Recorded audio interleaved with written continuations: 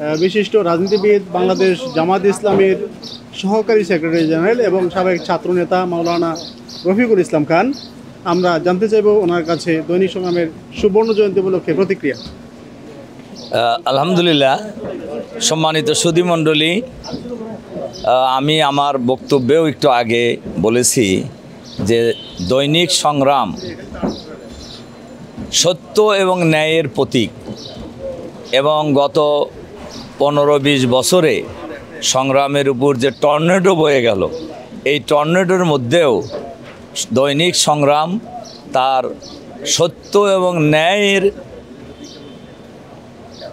কাছ থেকে এক মুহূর্তের জন্য বিচ্যুত হয়নি। এটা দৈনিক সংগ্রামের জন্য একটা বিরাট পাওয়া এবং আমি মনে করি বিরাট অর্জন।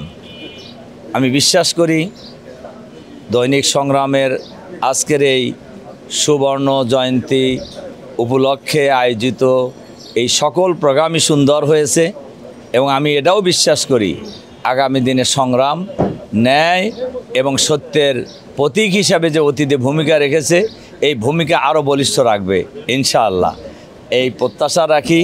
এবং আজকের সুবর্ণ জয়ন্তী সফল হোক, সার্থক হোক, এজন্য কর্তৃপক্ষকেও ধন্যবাদ জানাই এবং আমরা সবাই মিলেই এই পত্রিকাকে সামনে এগিয়ে নিয়ে যাব ইনশাআল্লাহ।